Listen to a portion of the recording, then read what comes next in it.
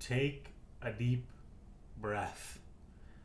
The deepest of breaths. Because what a game that was. What a game that was. Holy cow. Man. I don't even know what to say about what that game was. I really don't even know what to say about that game. But we'll take it, you know? We'll take it. Couple things. New little stream overlay, which is always fun. I'm not even talking into my mic. This is how unprepared I am. We're good. So, a couple things. I changed settings, so if I don't sound good or something is wrong with the stream, you can't see stuff. Yeah, you can see the chat. That's there. You can see the chat there now. But if anything is like weird, let me know, and I'll try and fix it live. But we got some fun stuff. We got a Champions League bar at the top of the stream. You can see it. I think we're gonna need 70 points to make Champions League. We got 13, baby. We got 13. That was that was something else as a game. I'll tell you that. That was something else. But I don't even know, man. It was something else as a game. Chelsea win 4-2 in a game that like could have been, I don't know, could have been 10-2, could have been 6-4, could have been 5-3, could have been 3-0 Brighton, could have been bleh. I don't even know what today was. I really don't. But it was fun. I know that much. I don't know. I feel like I'm wasted. That's what today was like. But let's how much to win the league? 90 points, I think, is the league winning. Like City will get like 91, something like that. What a stupid game today was. That's what today was, a stupid game. Q, you got to talk about Jackson's movement today. It was really good. Oh, absolutely, buddy. We're going to get into it. Let's talk about the stats first. So, overall, this is a 3-1 game on XG. FOTMob used the Opta model. I suspect that this is going to look very different a couple hours from now after they do QA. Because the models that don't have goalkeeper positioning are going to be so lost from today. So lost from today. Like, for example, the first Palmer goal is 0.22 XG. It's an empty goal with a defender on the line. Not anywhere in the world is that 0.22. Like, that's going to go up to like 0.5 or 0.6 after adjustment. At the same time, the Ruder header is 0.09, but like Bob Sanchez is out of the goal. It's an empty goal. Like, this is 0.26. It's the goalkeeper passed you the ball for a breakaway. Like, I think that's going to end up being higher. So I think the XG on this is going to look really weird. But dude, I don't even know. 15 shots to 15. Brighton pick up a lot of shots towards the end, kind of when the game is done. Chelsea miss a whole load of transition chances in the second half. But like, that was kind of the game. Now, some interesting things that I liked from today. So what's really weird is that we all watched the game, and watching the game, it was a mess. Yeah, that's .1 xGOT on the free kick feels right. It's really far out. Like, even though he puts it in an amazing spot, like, Verbruggen gets a hand to it. So, like, that gives you an idea of how often that gets saved.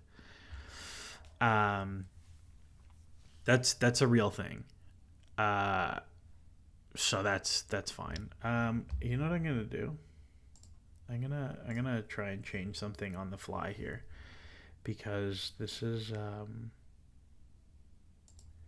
kind of weird. That's fine, but I am gonna move this. No, it's fine. Whatever. Doesn't matter. Yeah, sorry. So, yeah, the post shot expected goal is like, it's a good spot, but it's really far out, so it makes sense. The more interesting thing to me is that we all watched the game, and watching the game, it was a disaster defensively from Chelsea. Like, just a total mess. They got played through all the time. It feels like Brighton got all these chances. However, on the face of it, Brighton get about 1 XG, and a third of that is like humongous goalkeeper errors, like inexcusable goalkeeper errors. The second half, Brighton get 0.2 XG in a game they have to chase. The second half, I thought, was really, really, really good defensively. It doesn't feel like that at all. But the second half was really good defensively. Like, totally different vibe. The second half, I thought Chelsea were way more disciplined defensively. I thought they were much smarter. I thought Caicedo defensively was so good as he was terrible in possession today. Like, really good. Second half, Palmer and Jackson were unreal defensively. Like, they worked their ass off second half. But it's like one shot second half, and it's like gets blocked. And even the first half, you look at the first half, like, oh, there's all these shots. Like, okay, who cares about that? That's not even a shot. It was a cross. Blocked. This is the slip one for Welbeck that they've already adjusted down. This was 0.3 in the first half. And then, like, a weird, like, crossy one. Like, none of it was that good, even in the first half, other than the big Baliba chance. But it was not bad. It was not bad. Like, box touches look funky today. Like, it's high for Brighton because Chelsea just scored every transition. It is what it is. Let's go through the tactical stuff first, and then I'll kind of come back to some of the questions in the chat because they're good questions here. Also, we're at 71 viewers, which is by far the most we've had for a stream. So we're popping off, everybody. Thanks for coming in. Today was fun. I imagine after crazy games like that, it's definitely more fun. So listen, here's the game today. Here are the things we saw. So in the build, we saw Sanchez pass it to the other team. That happened. But what we saw the most frequently was Chelsea build 4-2, almost 4-2-4, where Brighton pressed like 4-1-3-2, like almost a diamond, but this is kind of how Arsenal pressed as well. But it was very like man-marky. So like when the ball would go one side, Welbeck would cut the pitch in half. The weak side winger would come into the 6. They'd mark Caicedo. They'd mark the winger, and you'd end up with scenarios where like Gusto would come inside and Enzo would get high or whatever. But it would all just be like you're locked against the sideline and you have to play some like ridiculous pass up the line. This was the most common thing we saw to start the build, and so we ended up seeing a lot of like play the winger, and then the winger has to make stuff happen. Where Chelsea got joy was when they'd go down the left, which Brighton very specifically, and they're not the first team, they're like the 5th team to do this year, is when they try to press Chelsea, they stop letting them play through Levi Colwill.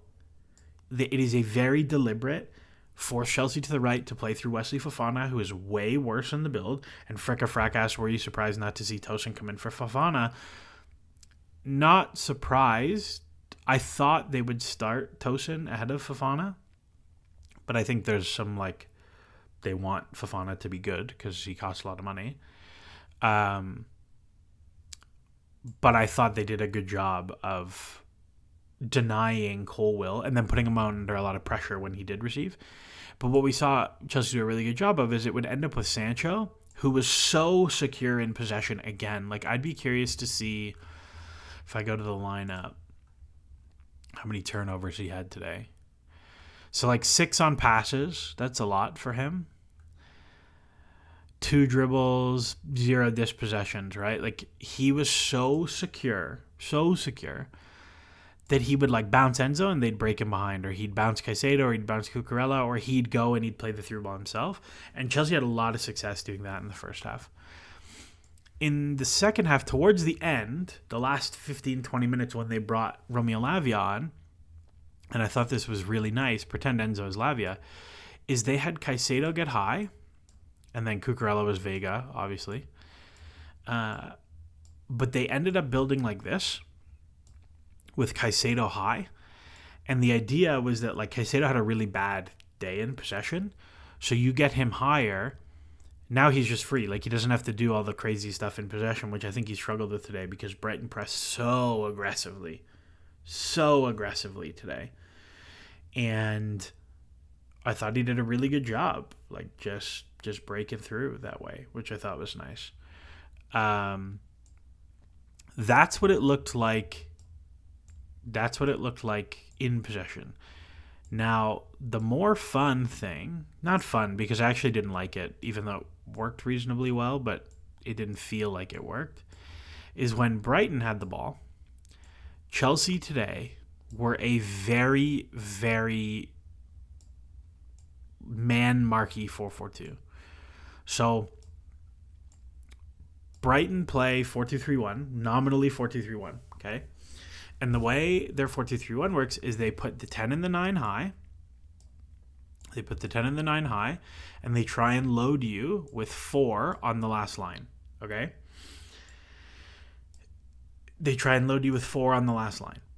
And it's really difficult to manage because they have super pacey wingers, and everyone in their back 4 can pass like crazy. They're all very good passers. And what we saw was Chelsea basically matched their 4-2-4 build with a 4-4-2 press. And it was not like a dense 4-4-2 block, mid-block. It was legitimately like Palmer and Jackson, you are pressing the center backs. Enzo and Caicedo, you are pressing the double 6. Sometimes it was like this, right? So sometimes Brighton would bring their 6s really low. And to avoid ending up in this scenario where you can just like play direct into the 9 and 10 and it's a track meet the other way, which is what happened with Chelsea, they'd go almost diamondy. This happened a lot. I really liked this as an adjustment. It frees Caicedo up to mop stuff. And like there were situations where like they would play here and Caicedo would jump and Enzo would recover. And I thought that worked really well. There was a great high turnover like here in the second half that they got out of it that I really enjoyed. But this is basically how Chelsea pressed today. And like the wingers, Brighton would do stuff where Kadioglu would come inside. Somebody in the chat said like they thought Sancho did a really good job tracking him. I thought he did a really good job tracking him when he was like this, but he did a really poor job when he went into midfield. But I thought Madueke did an amazing job with his Stupinian. Very, very good job with his Stupinian. But this is kind of what the press looked like the whole game.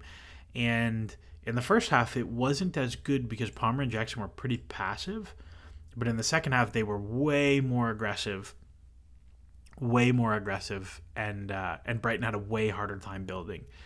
Like if we look at percentage of builds that reach the opponent half or reach the opponent final third, I bet you that percentage dropped significantly in the second half. That's kind of the things I saw tactically. Abdullahi Mumin brought up the corners. Yeah, so let me show you. I don't want to show it. I don't want to show video because last stream got by the feds for showing video, so I don't want to show it. But he said it seems like we used huddles that quickly move. So what Chelsea did today was like pretend it's an attacking corner or whatever. I'm not going to move everybody. But they would start with a bunch, okay? So they would start with a bunch of players around the penalty spot, and they would bring all of Brighton's man markers to this big bunch. And then, while Cole Palmer is like getting ready to take the corner, they would move to their actual spots. If you go back and watch my video on all of Bernardo Cueva's corners at Brentford, he does this a lot. Like, he does this where he starts in a bunch to disrupt man markers and then moves them to a different spot to attack the corner. Because if you think, right, like you have 5 guys marking 5 guys in this big pile, and then all of a sudden he moves here and he moves here and he moves here and he moves here. Like, if they get to their spot to start the run before you get there, you're already starting from a bad spot to deal with it. So that was a big thing with the corners. It didn't really work. Like, Cucurella gets an amazing chance off of the one, he's slightly offside, and like they didn't really get anything else. There were a lot of like really good deliveries into this space that just like missed a flick, and they tried a few like lofted deliveries to the back post that Brighton dealt with really well. Yeah, I was a little bit disappointed with it, but the ideas are like pretty consistent with what it's supposed to be. Let's go through the lineup. We'll go through the lineup and talk about those guys and the subs, and then we'll kind of go through, because I want to talk about some other things. We'll start with Sanchez. Sanchez was a disaster today. When he like loses his head, it's a mess, man. He gets so thrown off when he loses his head, and like it's once he's wobbled, it's gone. So like he's been really good the last couple games, but then he makes the big error for the cross, and then he gives away 2 passes. His first 2 passes of the second half are terrible. He didn't come for any crosses today. Like, just a total mess, in my opinion. It ends up about even on the expected goals on target because, like, he gives away 2 of the goals, so whatever. But, like, yeah, his mental... That guy needs a performance coach. That guy needs to go see, like, a psychologist to help him prepare for matches because he was not it today. But Chelsea get away with it. Actually, Andrew Termer on Twitter sent me a question. I don't know if I'm going to be able to find it. It'll be too far back, I think.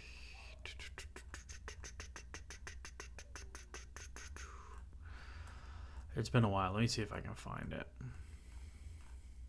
Here it is. For YouTube when the emotion fades postgame, what is the floor and ceiling for a team with a capricious keeper like Bob Sanchez? He has a mistake in him, but also is good at like Bournemouth. Is he a top 4 level but not trophy winning keeper? I think the thing with Sanchez is that he's up and down, right? Some days he's here, some days he's here. And that's very difficult to plan for, right? Like we've talked about having like rotation players who always give you a 7 instead of sometimes 10, sometimes 4. It's hard to plan for. I think he's fine. I think he's probably fine for top 4. And I think there's stuff there. Like, the dude can clearly pass. He's an excellent cross-taker. He's not bad as a sweeper. As a shot stopper, he's at least average. Well, he's probably just average. Like, there's stuff there. And he's 26. Like, we've seen a lot of keepers be, like, mostly average until they're 26, and then 28 to 32, they go off. Like, that is a thing that happens. I don't know if that's him. But I thought he had a really bad day today. Cucurella, I thought, struggled. I think Cucurella did not have a great game today. I don't know how his XA is so high. I don't remember a big assist from him. But sure. I didn't think he had a great day. I thought he struggled 1v1 defensively with Brighton's wingers. And is like a little lucky with some of his challenges, but whatever. I thought Colwell was unbelievable again. Like, sometimes the games are just so crazy and so chaotic for him, and he just is like the picture of calm. He cuts out stuff at the near post, he breaks lines with passes, he plays lovely through balls over the top. Just so calm and composed. And like, it's getting to be a thing where like the center backs look good regardless of who he plays with, whether it's Tosin, whether it's Fofana, like, and it's pretty clear that it's him. there's some buzz about like apparently Liverpool tried pretty hard for him this summer, which I think is interesting. But he's so good, man. Like I don't know how many years he has left on his contract, but it's not enough. I wouldn't be surprised if he got a fat extension this year. But yeah, he's been an absolute rock. Like it's very interesting to me to think about Colwill this season plus like Thiago Silva from 2 seasons ago would be different. Josh Oder. I hope I'm saying that right. With teams cutting Colwill, how would you adjust the build to continue to get him on the ball? Move him more centrally to make him splitting the field harder. Yeah, like I think that's the one. Is like you build more like this with Colwill in the middle. Because now like you can't, if the ball goes wide and like let's say the 9 cuts him off like he can pop here, which is what Thiago Silva did always, is the middle of the 3. And then maybe he brings another number and it opens up lines further forward. But it becomes very difficult to take him away when he's the middle center back of the 3. I think one of the things we've seen sometimes with Chelsea is like they'll build like this. And I think he's actually still quite good. Colwill is signed to 2029 currently. Not long enough. 2032. Give me 2033 even. Sign a 10-year contract. But I think, yeah, like sometimes Chelsea have built like this. Actually, somebody tweeted at me in the first half if they thought we would adjust to this second half to deal with their their matchy and their pressing with 2. And we didn't at all, which kind of surprised me. But I think also like Sanchez was so bad in the first half, and we like didn't really have the ball. This is another thing. Somebody asked, like, do you think Maresca gave up percentage for counters? Possession percentage for counters. Like, yeah, Brighton had most of the ball, but a lot of that is the state of the game. Like, Chelsea are winning for most of the game, and like it's just like transition. So it's like they had the ball off the kickoff, kind of. But yeah, I think that's a big thing. I thought Fofana was okay. Like he's just a little unconvincing to me. Like he's not much of a passer. Like the passing is really not there. He doesn't break lines. He dribbles past people. He's very active defensively. I think stylistically him and Colwill are a good pair. But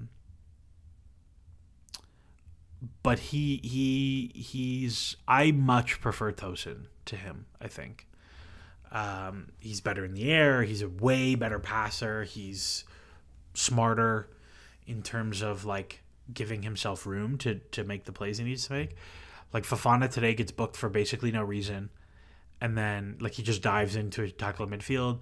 He like goes down on the edge of the box off of like he wins a tackle and then goes down like he's been shot. Like I don't know. Fofana I find is like somewhat unconvincing, and like he costs a lot, makes a lot of money. Like he is someone that I would be deeply unsurprised if Chelsea tried to move him in the next 18 months. Deeply unsurprised. Gusto I thought was pretty good today. Pretty clean in possession. Had a nice early cross for Sancho that didn't turn into anything, but I thought he was like very tidy at breaking the press. He had a couple really nice moments defensively, 1v1 against Mitoma, and Mitoma is a freak 1v1 dribbler. Like he is lights out, and I thought Gusto did a very decent job against him defensively to not let him get really good stuff. Like he gets dribbled past a few times, but it's not really good. And I thought he did a quite good job at that.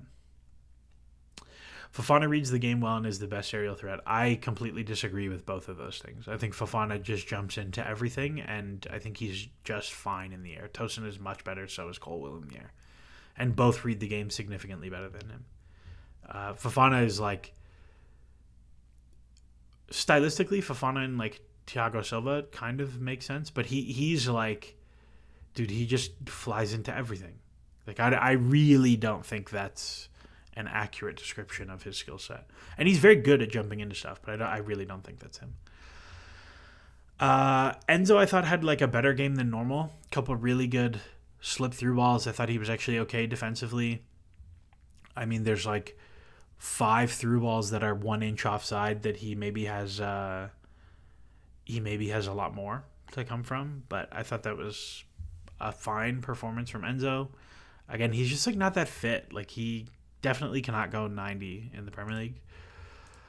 I thought Caicedo was a horror show in possession today, but was like locked down defensively. So many loose balls, so many tackles, so many blocks.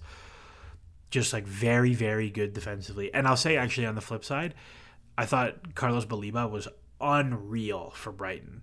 He was so deceptive in the build, breaking lines, passing the ball forward. I thought he was really, really good today. Seb flagged him up like before he even moved to Brighton when he was still at Lille, I believe. Lille.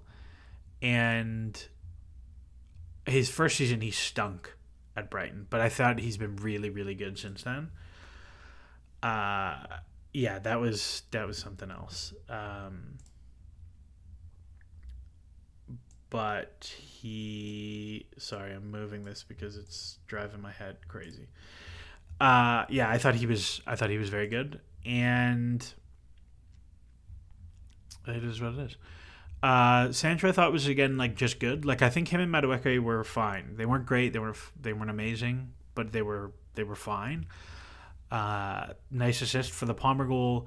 I just need to see like more shot getting out of Sancho. Like there were a couple of transitions where like he works a little bit harder to get across the near post. He probably scores or gets a really good chance. Like even the Gusto early cross, like if he slides, he probably gets there. But the passing is really good and the possession retention is pretty good, and he was fine defensively. Ultimately, like a third of an expected goal in 70 minutes is like okay, but like we probably really need to see a little bit more. I think Seb C is a really smart guy, but he seems to be very negative about Chelsea, sometimes even aggressively so. Seb is very bright. Him and I had a big argument today, but Seb is very bright, and he is very frustratingly negative sometimes. But yes, he's very competent individual. That was Sancho. Madueke I thought was good. Madueke is going to get stick because he didn't score and because he didn't square one of the chances he shoots. But like, I thought his movement in behind was really good. I thought his defensive work rate was really good. I thought he was super useful breaking the line to go in. I thought he was fine today. Like, there's lots of days where he puts up 3/4 of an expected goal or assist today, and it's very different. Like he has the square when he gets him and Palmer break off of the Fofana high turnover, and like there's so many worlds where that square is an empty goal tap in, and it's like 0.8 XG or something. I thought Madueke was fine today. The stars of the show, Jackson, was so good today. His assist for the Palmer goal is so unselfish, where like if we think about the situation, right? Whatever, I don't even care about these guys. He breaks through and he overruns it, right? Like he's clearly setting up for like the shaped side foot one into the corner. But he overruns it, and Verbruggen does a really good job. He takes an awesome angle, he stalls him out. And like so many times, so many strikers would just like take the shot and they get blocked, and they're like, oh, whatever. And sometimes you score, but you don't. And instead he just like, yeah, wait, square, empty goal. Thank you very much. No problem, guys. We're chuffed. So unselfish. And then in the second half, he gets like 10 breakaways. And okay, he doesn't score. Fine, I'll give that to you. But he gets 5 really good shots on his left foot. This one I thought, the first one on his left foot that gets saved, I think he could have just chopped to his right foot and had a really good chance to score. He gets another one blocked. This one I flagged up because I'm going to show you guys something. So, listen. Okay. So, let's imagine you're Jackson, right? Jackson's first touch that he gets, Jackson's first touch gets to basically here. The XG on this shot is 0.08, something like that. And honestly, it might even be, like, depending where they log this, that's probably right. Okay, 0.08. And there's no chance he gets blocked. Instead, he gets to here. StatsBomb has it higher than Opta, but doesn't know that the defender's there. So call it a 0.25 XG chance. So he has tripled the chance he scores by taking the extra touch. So for it to be a bad decision, right, if we talk about conditional probabilities here, he has gone from 0.08 to 0.02 to 0.25 XG. So for it to be a bad decision, it means it has to be 2/3, 66% chance that it's going to get blocked by moving to this new location. I think there's not 2/3 of a chance it gets blocked. I think this is an awesome decision. And I think this is a big thing about Jackson overall, is that he makes amazing final third decisions almost every time, right? He has another one where, like, just freakish movement, right? So he ends up at half with Lewis Dunk. CFC Central flagged this up.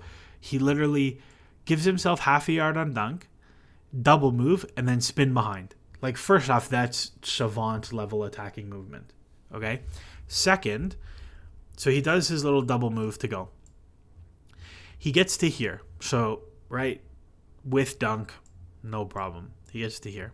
So again, if we go back to our little XG calculator, he's somewhere like here. We just saw, 0.05, 0.05 to 0.08 chance he scores if he shoots. Instead, he tries to square it to Neto, who will have a tap-in dead center. Okay, so he's going to increase the probability by 5 to 10 times that they score. So again, for him to compete, for that decision to be worthwhile, he has to execute that pass 1 in 5 times. And it's like, okay, what's the chance that, like, that pass gets blocked? Is it 80% of the time it gets blocked? Probably not. He probably makes the pass 50% of the time. And the thing that's, like, funny about this is, and I'm definitely, like, going to lose people when we're talking about attackers thinking about conditional probabilities of, like, executing skills and where they are on the pitch, is, like, players don't know this, but this is explicitly what they are doing in their head all the time. They don't know that, like, they're multiplying the probabilities together, but this is 100% how players' brains are thinking subconsciously. Where, like, I am here, the chance that I will score from here is less than the chance that I can get the ball here and he will score. That is exactly how strikers think, or exactly how attackers think, but they don't know that they're doing it with the math. So this is a huge thing when you talk about player development. Like, you can teach attackers, like, actually, because some strikers are going to get here and say the chance of me scoring from here is more than the chance that I can get this pass here and he will score. But, like, you can teach players, actually, that's not correct. You're much more likely to get the pass off and that they'll score.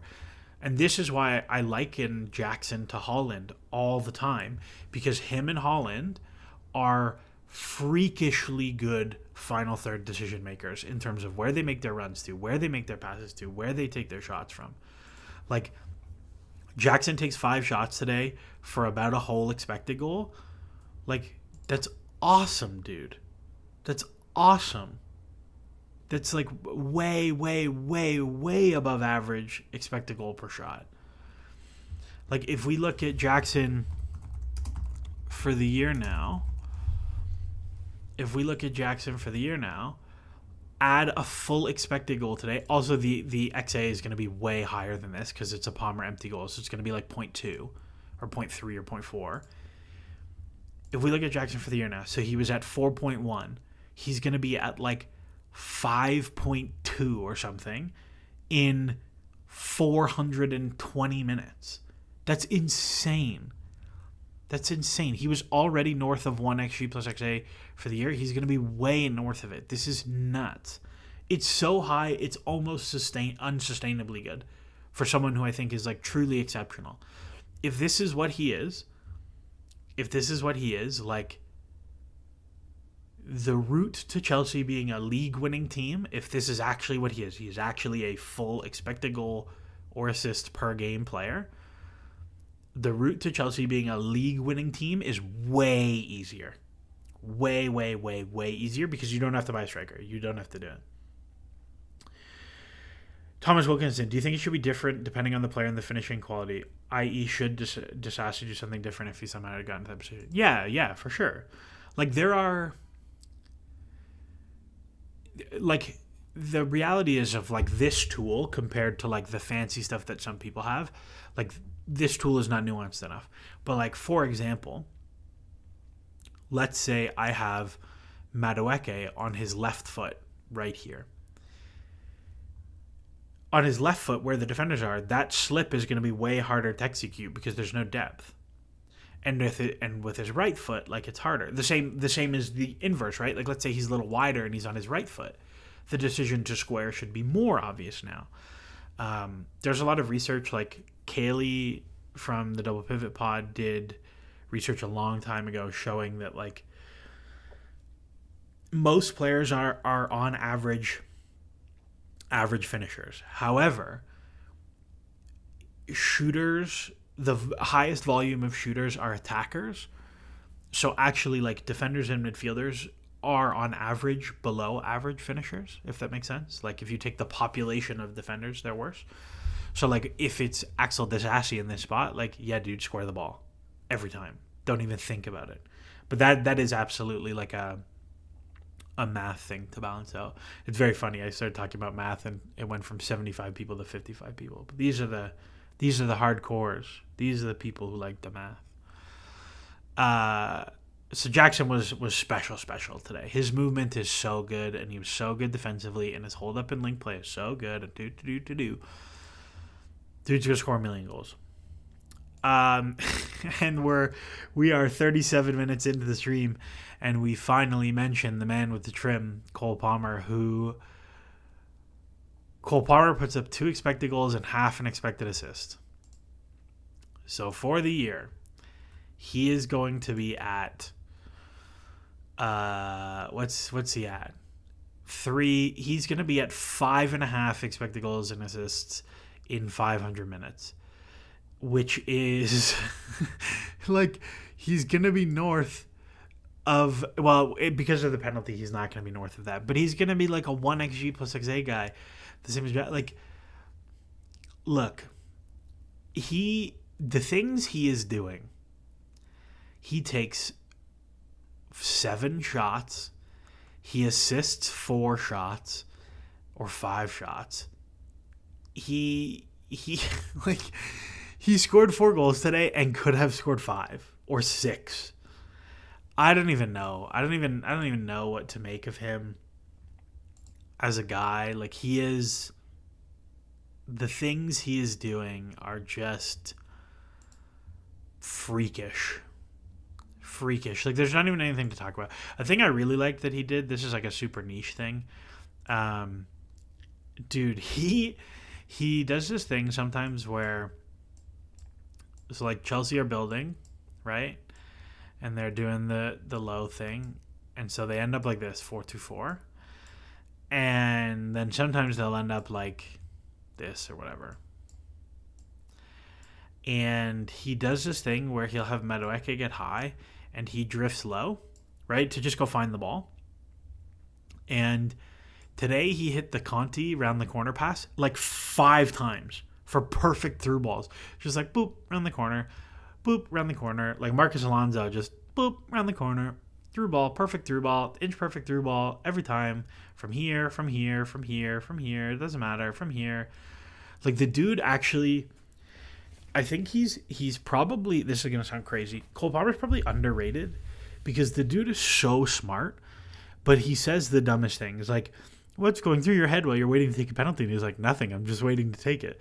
Like, he actually says really dumb stuff, but he is so smart about spaces and, like, how to use his movement and how to use his passing and, like, when to follow up and when to make run. Like, he's just really, really bright. He's really bright as a player.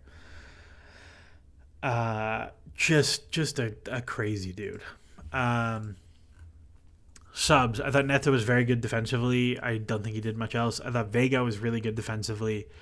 Like surprisingly so. Surprisingly so. Yeah, ZZZ, Chippy Chips. Like, just the guy says the dumbest shit, but he's really good. Mudryk, I thought was pretty bad. Lavia this is a good timing. Ahmed asked, Lavia dribble first instinct along Caicedo isn't realistic, IMO, even though his mobility ideally would have allowed Caicedo higher in more games. I agree with you. I think he's a little too dribbly. For what we like. And like, he's a little high wire act, but I think he would have been very useful from the start today as like a press evader. I'm very curious to see how often we see the Lavia Enzo Caicedo midfield three. Like, I'm very curious to see what that looks like, or how often we see it. But I think like there's something there. He's just a little lightweight defensively. Like, we saw so many times where like pretend Enzo is Lavia, like you'd end up with like these guys like this, and then it's like, I don't know, 4 guys versus 3 kind of. Like, he's just a little like risky for me. And Nkunku did nothing. Whatever, that's fine. But that was kind of the game to me. And so now if we look at the Premier League table, I guess I can just pull it up on here. No, not on here. On here, if we look at the table, 13 points. Chelsea are 4th. And they've won 4 of their last 5, and they've only lost to Man City and Arsenal since February, and they're looking pretty good. If we go look, we won both Brighton games last year, so it's not going to do anything for our year-over-year comparisons, but it's pretty nice. I'm surprised by how bad a team can look in preseason, just for it to basically be completely different by the season start. Yeah, I mean, some things have changed. I think it has somewhat been overplayed how much Maresca has changed from preseason. Like, it's not completely different. The in-possession stuff is basically the same. The defensive stuff is different. It is 4-4-2. It is not man-marky. Today was the most man-marky it's been. Today was by far the most man-marky it's been, but it's mostly been the same defensively, or in possession, with Palmer being a little freer to roam than preseason. But again, Palmer didn't play any of preseason. Jackson was injured for most of preseason. Enzo and Caicedo came really late. Raheem Sterling played every single game. Levi Colwill, I think, came late in preseason, maybe? I can't remember. Like, a lot of these guys didn't. Cucurella came late. Like, a lot of these guys didn't play. It's very hard to judge. Enzo played around a lot in the defense in preseason. Like, yeah, but Chelsea still do that. They still do the deep build to bait the press. Like, we just watched them do that to West Ham last week and rip them.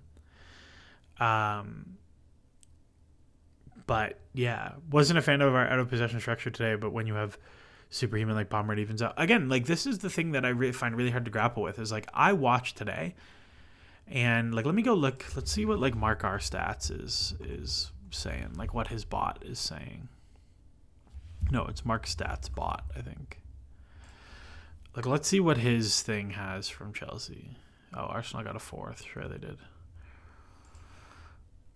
So, like, even unexpected threat, but the XG is very different. That's not super shocking. Field tilt is really high.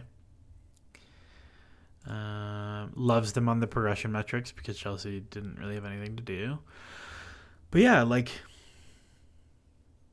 8 box shots, 15 deep entries. PPDA was only 14 for Chelsea. That's not very high. Somebody asked about it. I'm curious to see what the pressing metrics look like. 14 is not super high. But, like, as much as we say all this, right? So, like, Brighton completed a very high proportion of their builds, but they also had 10 high turnovers.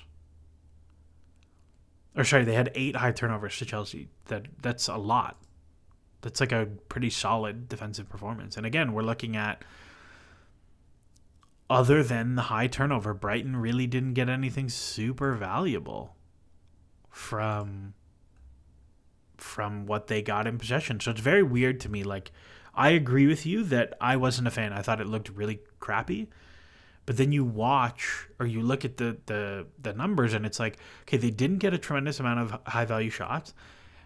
And they also didn't create a tremendous amount of non-shot value. Like 1.37 x threat and 1.39 xg is like perfectly in line. Like if this was like 4 and they got a ton of like squares across the box that didn't turn into shots or whatever, like that didn't happen. So I thought that's really funky. I don't know. Very, very weird one to manage for today. I thought. Plot twist: Cole Palmer plays dummy. Just doesn't feel like doing the long media answers. I don't know. Watch the training videos. He does. I think he just might be that guy.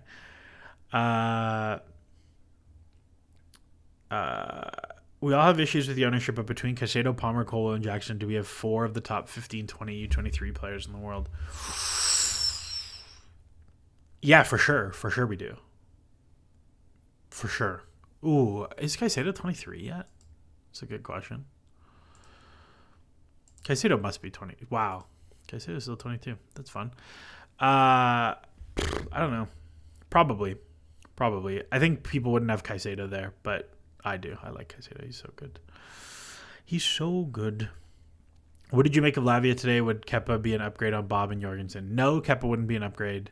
He's probably about the same as them, but his flavor of bad is less good for this team, I think.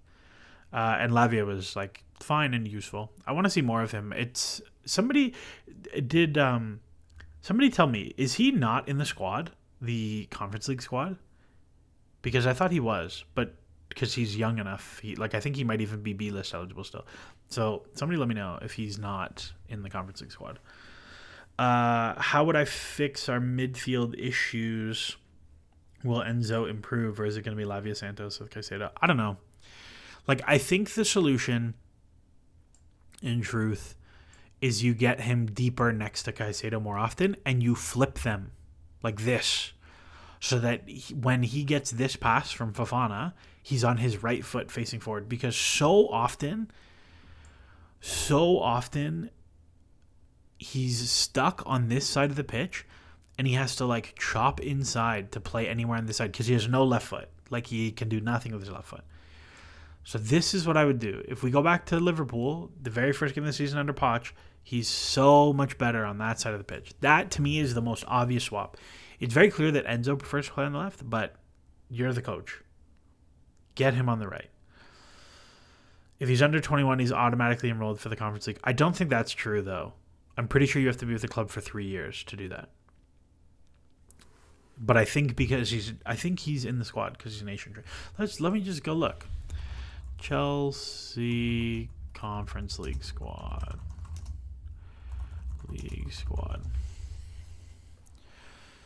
Let's see if he's in there.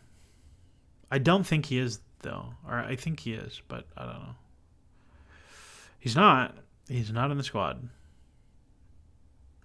I wonder if they must have left him out for like injury stuff. But yeah, that's the Enzo solution, I think, is get him on the right and get him deeper.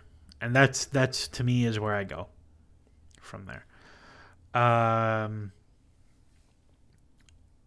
Also, if we swap Enzo to the right, that would distribute the passing to have Enzo on the right and Cole on the left, which I think would help mitigate some build-up issues. 100%. The other thing you can do is, again, Chelsea don't really do this. But like, you can roll him out to right back, and now he's facing forward, free from pressure, and he's the best passer you have. Like, there are lots of really useful things you can do when he is on the right side of the pitch. We see all the time he ends up out here when he's on the left. Like, he rolls out to this left half space or all the way to like left fullback, and then it's like he's almost facing backwards to get on his right foot, and it's hard to do anything other than the like Conte around the corner pass. I think getting him on the right side of the pitch is like the number one way to fix things with him. And it just gives you options. Like, if he's here, like, you can do Palmer right winger stuff. And getting Kunku it. Like, I don't know. I think that's a solution to me. But there's a lot going on. Like, I think who asked that? Bocce the Rock. Like, I think you'll see some Lavia play over Enzo, but there's a lot of games. And Andre Santos is like apparently the best player in France, so I would bet you he's going to play a lot at Chelsea next year as well. Am I still confident in my prediction of Jorgensen being our starting keeper by the end of the season, or will they stick it out with the mistakes? I don't know if I predicted that. If I did, I don't think I agree with that now. I would bet you by the end of the season, him and Sanchez have a similar amount of playing time. And it is not clear who the starter is. It's probably my default position. But I if you say I said that, I kind of believe it. I don't think so. Jorgensen has been very unconvincing, and Sanchez is, for his many flaws, is useful. No, like I don't think Maresca likes Jorgensen very much. Is my vibe of the situation. Kier, do you think Caicedo swapping to higher 8 in this game becomes a longer standing thing? Feels like this helps with our pressing higher up to a la Conte. N'Golo. Maybe not when it's this midfield 3. It won't be, because it doesn't make any sense. You are a tire fire in defensive transitions when it's this midfield 3. When Romeo Lavia is on the pitch, probably. I think we see it more. I think that's a real thing. I really want to see. All I want is pretend Madueke is in Kunku. All I want is to see this build for a little bit. Just give me this. Winger, or wide player, winger, 10, double 6, 9. Like, just let me see this one time. Just give me and have this be in Kunku. Just one time. Because then you have your best 2 half space operators. You have one awesome width holder, another awesome width holder. Like, you have so many players who can do this. You have your best passer there. You have, like, these 3 can deal with every press. I think they're, like, pretty comfortable to do this. And then you have him on the right to face forward, and you have Gusto can be, like, the width holder winger guy that he's so good at. Like, we saw the amazing assist against Barrow. Like, you could do this just one time. Let me have this one time, please. That's what I want. That's more than anything. That's the shape that I want to see. Yeah. Has Maresca spoken yet? Let's go have a look, see if Maresca's spoken yet. Give me that with Reece and it's game over for everyone. Yeah, dude. Imagine Reece. Okay, so what I'll say. Yeah, if you were going to play this way, you would probably have it like this to deal with transitions here. You probably would have it like that. But just like, let me try it like this. And we're fine. We can hang, right? Give me that Reece and it's game over for everybody. So here's the thing. I think Reece will forever be right of the 3 or in midfield. I think he cannot physically cope with doing this job. I don't think he can do it. Like, I think he will die physically. I just don't. I don't know. I don't know if we're ever gonna get. I don't know if we're ever gonna get him, like him, Reece James anymore, because his hamstrings are too cooked. Like, I think. I heard a story recently about how the last 3 or 4 years of his career, Ryan Giggs was like, I'm not allowed to sprint because if I sprint, I will tear my hamstrings. And I would be curious if Reece James did the same thing. If he was like, I'm just not allowed to sprint anymore. I can only go 80%. And it is what it is. And I have to mold my game around that. Because clearly his hamstrings just explode every time something happens. So I think that's not the one. What about the Penders video? I'm not doing it. It's boring. There's not that he's young and he's playing like second division in Belgium. And he's not going to play for Chelsea for 4 years. Like, there's nothing to see, in my opinion. There's nothing worth me spending an hour recording it and then putting the video out. Like, I have much more fun doing this and like talking about the game with people and going through stuff. To me, like, I don't make any money from the channel. I can't monetize it. So like I'd rather just do what's fun to me than what. And I'm sure a Pender's video would get views, because like generally my player analysis stuff gets pretty good views. But I don't really care. I think the only player right now that if Chelsea signed tomorrow I would do a video on is Jonathan David. Again, even though I already did one. Reece, right center back, would still be the best right center defender we have. Dude, so hear me out. In an ideal world, I would maybe do something like this, where this is Tosin, this is Reece James, and then like this is Nkunku and Sancho, or Nkunku, Palmer, Madueke, something like that. And then you have Chilwell as your high width holder on the left. I think those are real things that could totally work if Reece James is that guy there. Totally see it. Really annoying how we've invested so much in young keepers, which are 2-3s away. Is there any world-class keepers on the market? Because I've heard mixed things on Diogo Costa. I'm not a big Diogo Costa guy. The Portuguese league is really weak for the not top teams. So if we look at Diogo Costa for a second, you look and you're like, oh, this guy smacks the Portuguese league every year, right? Like really solidly above average shot stopper. But I'm pretty sure if we look at his European stuff, that he's maybe just as good. Maybe not. I'm not a super big guy on him, though. Mignon, I don't know. I don't speak very good French. The Milan keeper is probably like the guy that people really like. He's like excellent shot stopper. If you look at him historically, pretty good with his feet. Solid sweeper.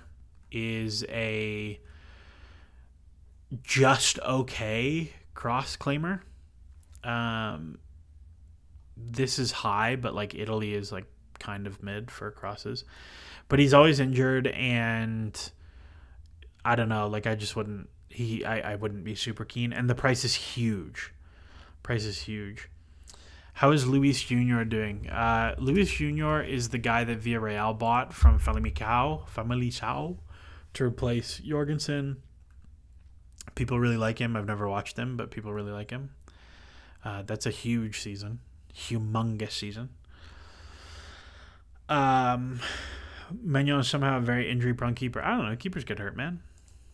We dive at people's feet and stuff. The other thing is, like, I don't like the age profile. I wouldn't buy this old. I'd buy younger. I don't know. Why don't we just go look at top 5 leagues and see who we got. I think it's a fairly weak global goalkeeper market though right now. All the really good guys are like settled in. I think I'd probably have I would have been into Onana. I would have been quite into Onana last year. Yevhen Diouf people really like. He's just one Seb flagged up like 2 years ago, and he's very odd. So I watched a lot of video on him this year, before Chelsea bought Petrovic and before Chelsea bought Sanchez, and he had this amazing season. But watching, there's nothing that made me think it was sustainable. It just sort of looked like he was getting peppered every game, and sometimes they hit him. So that's one I like, people like, but is not super there for me. I don't think people would like this because it's more in the vein of more gambles, but I would totally sniff at Kelleher. The dude is an animal every time he plays in small minutes. And I think he's an excellent goalkeeper. Ninja Gecko, Marcin Bulka is my number one. I wanted them to buy him this summer instead of Jorgensen. I think he's so good. I think he's an awesome cross taker. Such a good passer. And good enough shot stopper. He would be my number one if we were to go buy someone. But I'm not exactly itching to go buy someone. I think there's unless somebody came in and was like, we want Robert Sanchez. Like if Man City sold Ederson to Saudi Arabia this summer, and we're like, yeah, we need a domestic goalkeeper, we're gonna come buy Robert Sanchez off you, I'd go buy Bulka. Big Bulka guy. I remember Bulka playing a preseason game against Arsenal probably like 8 years ago now, and just being like, oh my god, he's the keeper of the future. He's the prince that was promised. He's going to replace Courtois. And then he didn't do anything. He went on loan to he went to PSG and then went to Châteauroux and Cartagena and did nothing. Yeah, I really like Bulka. I'm about it. I don't know. I'm trying to think who else. Vanya Milinkovic. No, not about that one. I don't even think. Well, he's got a pretty good shot stopping record, but he's like 2 seasons of noise.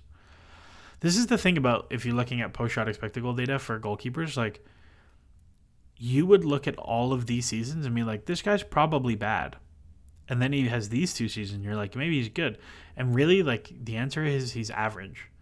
I'm gonna plug the article again. I think I've showed this 5 times. The error bars are humongous.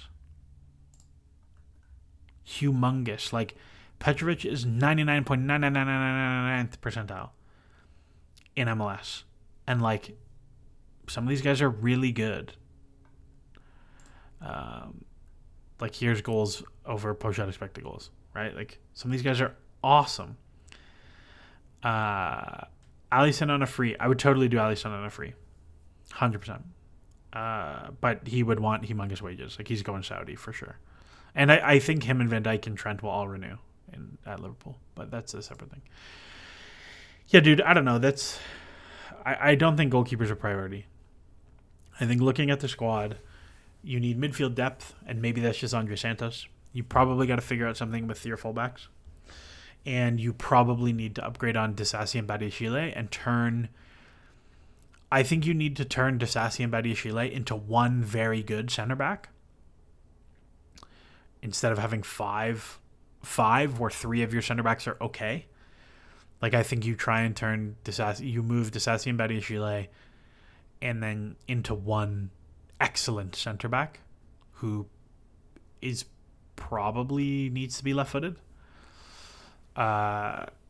And I think that's where you start from there. And then you see what the loanees do and you see what happens from there. But it's a fun squad right now. We've been pretty good.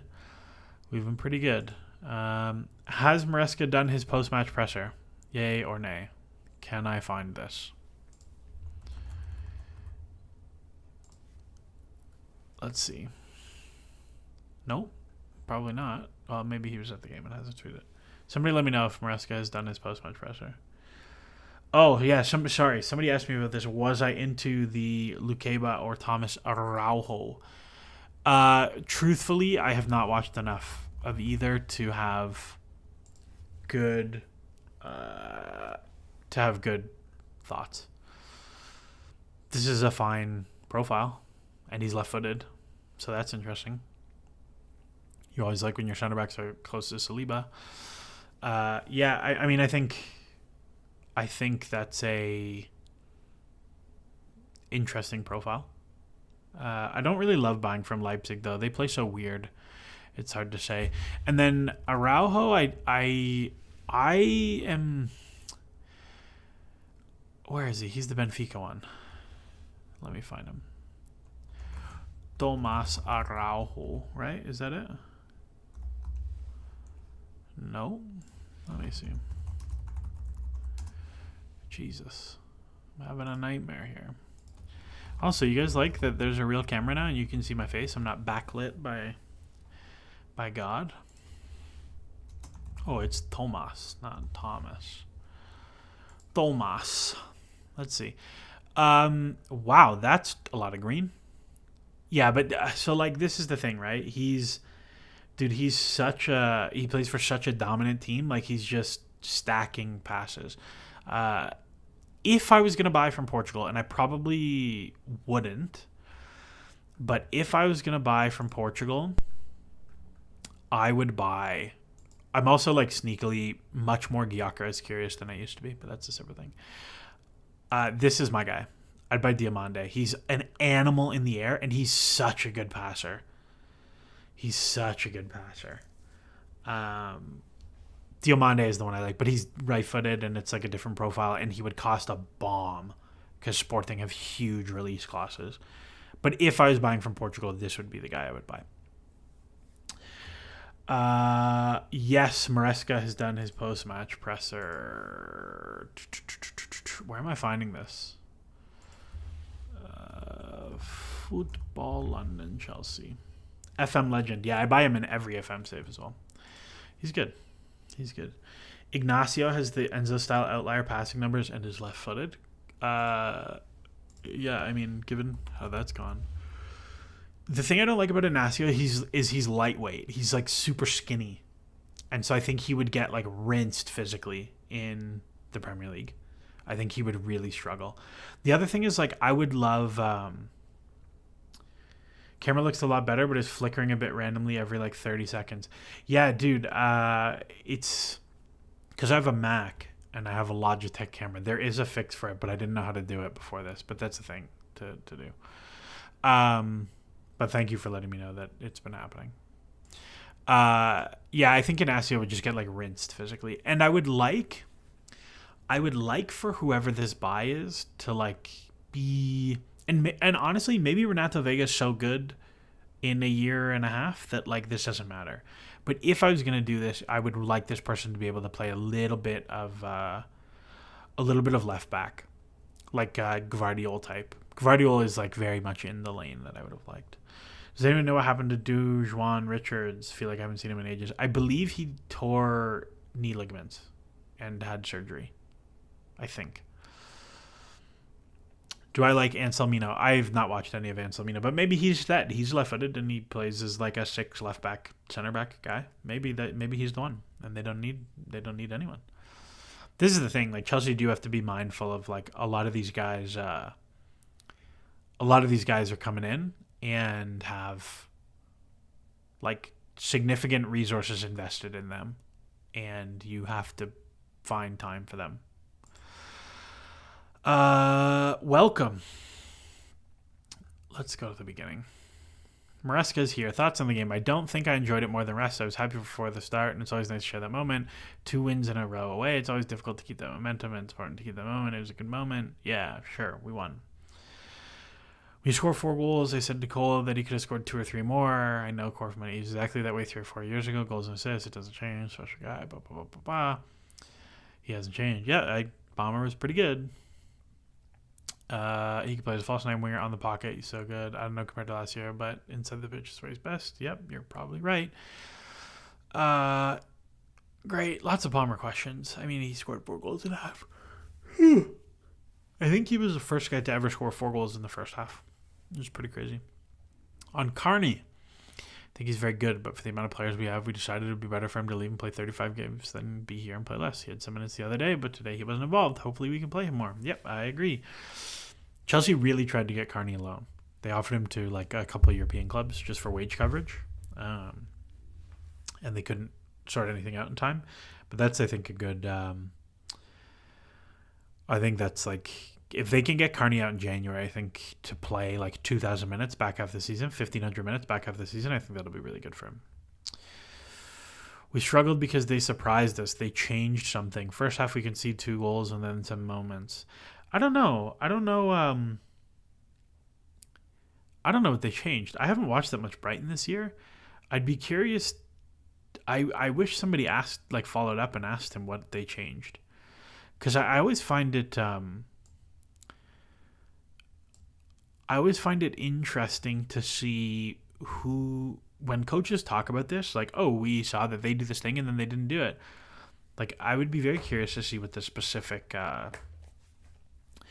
takeaway is there. That's a fun one. How do you go about scouting in such obscure places like Jamaica? How can you extract what they're doing in a terrible league into their objective quality? I mean, you can, right? Like, there's no such thing as objective quality. Like, it's all context based. Um, I wonder if that has to do with the lineup changes the broadcast mentioned. No, the broadcast, the João Pedro and whoever the other one was, whose name escapes me, they were announced in the press conference yesterday. So I don't know. I don't think so. But yeah, there's no such thing as objective ability, right? Like, it's all contextual. Like, Cole Palmer is the same guy who was at Man City, but like now he has way higher usage and the team plays much more up and down than Pep's fairly slow. Like, wingers can't do turnover system. Like, it's very different. But he's the same guy. And sure, okay, he's young. He's probably gotten somewhat better as a player as well. That's probably true. But like, a lot of it is context. So when you're talking about like scouting someone from an obscure place, whether that's like a young player playing in Africa or South America, like if we talk about Kendry Pais, like, how do you account for the fact that Kendry Pais is playing in a pretty terrible league in Ecuador and for the by far the best team in the league and is putting up like video game numbers, and you have to kind of benchmark it against how do players his age generally perform in Ecuador? How do excuse me. How do players his age generally perform in Ecuador? How do they perform in Copa Lib or Copa Sudamericana? Right, in continental competitions against much better opposition that we see in Club World Cups, stuff like that. You're just projecting out. You're projecting out from their context, and it's like the error bars can be bigger, they can be smaller, and it is what it is. And I think like for a lot of clubs, it's having a pretty robust network of like people you trust in these places. Like subject matter experts in the country. But like someone like Richards, it's like a very low, Richards is like super low risk. He costs you basically nothing and he's coming into your academy and he scored 1 trillion goals in Jamaica. And it's like, all right, let's see what happens. It costs you nothing to risk really. I watch Kendry a lot. He's been mugged by the manager. What is it? I have no idea what that means. I must confess I'm not watching Independiente del Valle very often. Kendry kind of is what he is for me at this point. I'm curious to see how he translates, and there's nothing more he can do in South America to me that like will change my thoughts that are like he's going to go to Strasbourg for a year and play at Strasbourg for a year. Strong performances for Ecuador at Copa as well. Yeah, for sure. Like that he could hang in a game versus Argentina and like looked totally at the level. Not amazing, but looked totally comfortable at that level was a big thing for me. Yeah, dude, that's kind of where I'm at. In terms of Ghent, somebody asked like, is there going to be a stream? No stream. I have a job. There'll be a pod after it, probably, depending on how the game goes and how much interest there is. But there will probably be a pod. And there will be a pod after this as well. Which, if you're liking the pods, by the way, shout them out. They're not long. Like, they're easy listens. Retweet them, like, subscribe, leave comments, leave reviews on Apple and Spotify and everything, so more people can find it. My lineup for Ghent, that's a good question. I would say something like Jorgensen plays in goal for sure. Jorgensen plays in goal. Fofana doesn't play. Probably Badiashile wasn't even in the squad today, which I thought was interesting. Which I thought was very interesting. My guess is it will probably be Disasi, Tosin, Badiashile, Vega, one of Caicedo and Enzo. My guess is because Caicedo played 90 and Enzo didn't, it'll be Enzo. And then it'll be Dewsbury Hall. Like, I think he'll go full 11 change. Dewsbury Hall and Felix and Neto. I don't know, Neto and Mudryk wingers probably, and Kunku 9, something like that. I think it'll be kind of the full whole scale 11 changes will be what he keeps doing for now. Are you continuing to do video podcasts, or was it a one-off? I'll probably do it again. Yeah, it seemed like people liked it, and I think so. I think it's worthwhile. I've been surprised how willing Maresca is to make full team changes like Football Manager. It's way easier when you're playing really below you teams, because like there is no risk. There's no risk against Barrow. Like the probability you lose that tie is like less than 1%. Extremely low. And it's like the same. It's like by playing your starters versus your whole backup 11. It's like going from 1%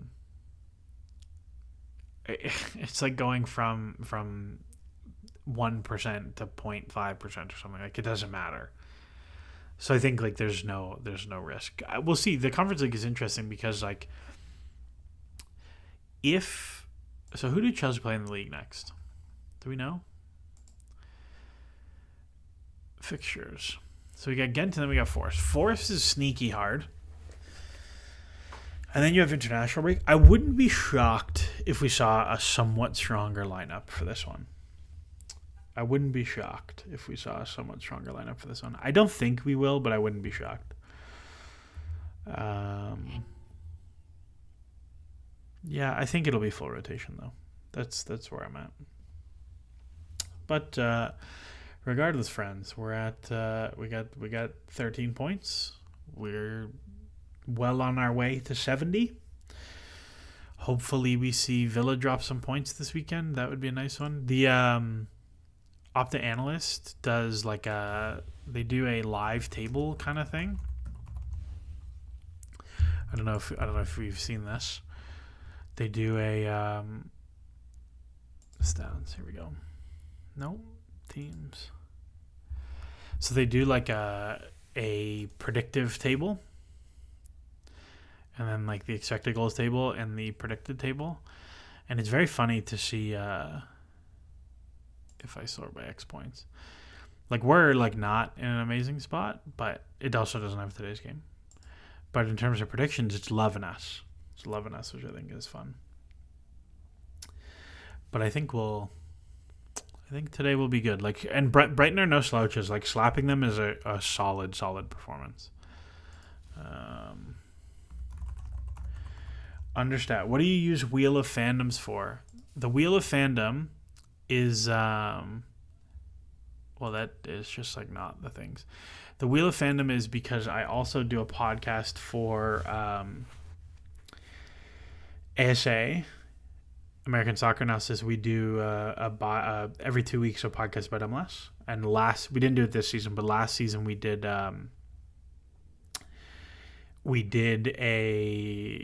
every pod we would talk about 2 random teams to make sure over the course of the season we talked about every team, because like nobody wants to talk about Montreal and Minnesota and whoever. They only want to talk about Messi and Miami. But a lot of people like when we talk about like Kansas City or whatever. So that's what the Wheel of Fandom was. But that's where that was. I was looking, my like YouTube analytics are fairly evenly split between the UK and then North America. If you're a North American person, like, you should get into MLS or NWSL. Holy shit, really? Is this real? I didn't watch this game. Did Arsenal actually put up 6 expected goals? Is that a real thing? No way. Go back.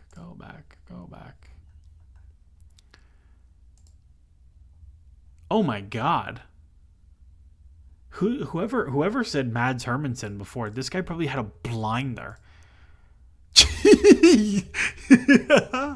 Yeah, fair enough. All right, fair enough, dude. That's crazy. Holy cow. All right, sure, man. Watch the James Justin goal off screen. Really? Is it that good? Okay, hold on. I'm gonna move this off screen so I can see it.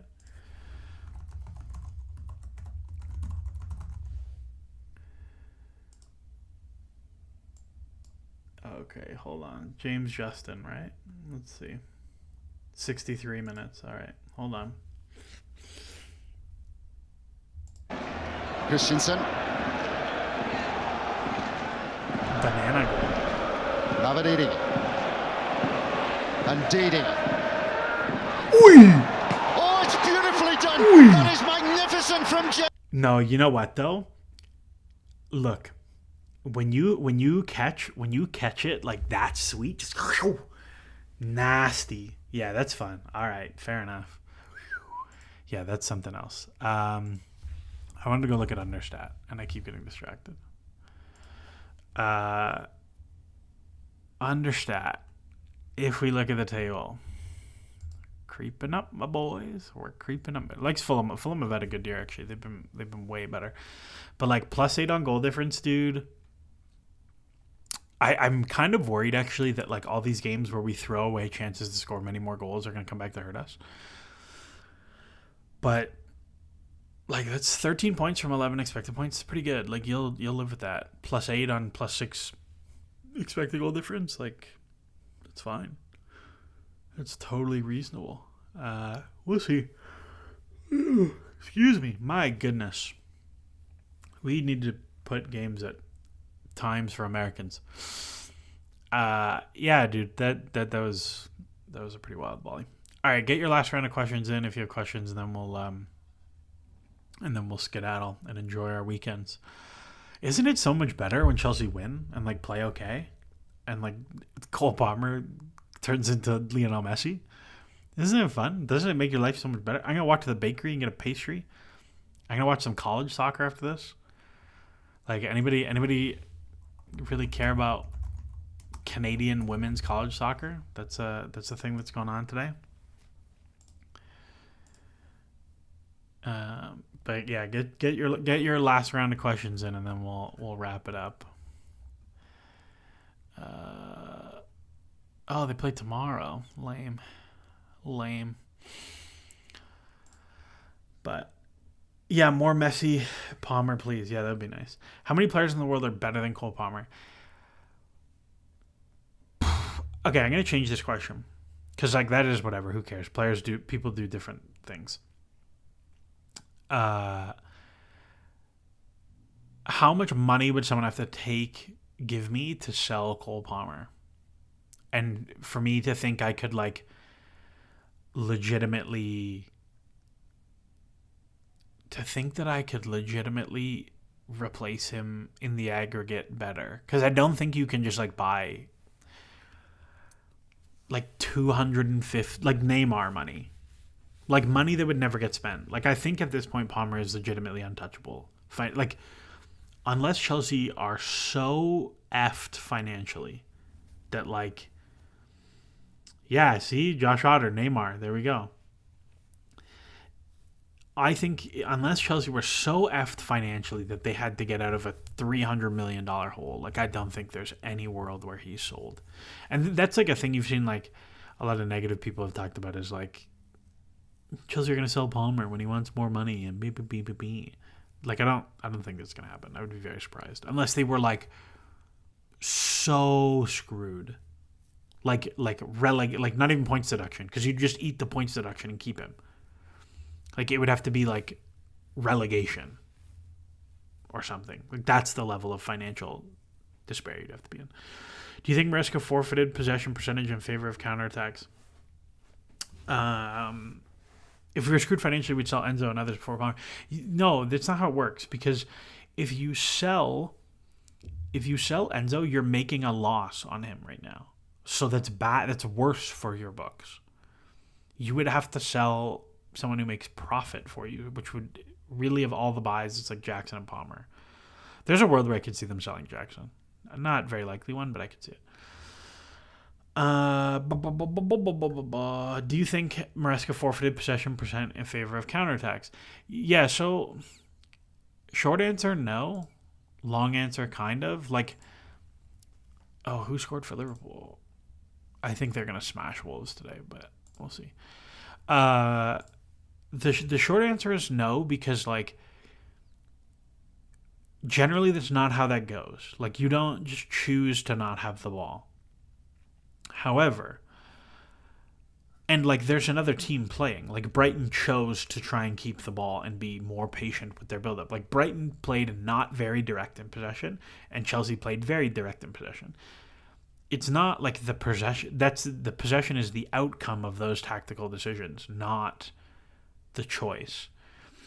However, like I think given you have a team who's choosing to play very slow in possession and get numbers forward, but is also playing a dummy high line, like your set of tactical decisions should skew towards get the ball in behind as fast as possible, because that worked really well.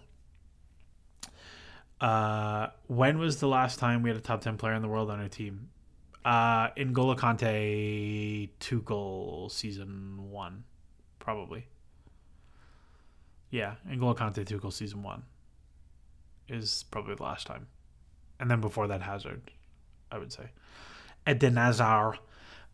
We'd sell Colwill first. I think Colwill is also in the same bucket as Palmer. Like, you could not get a better left center back than him. Like, there's no point.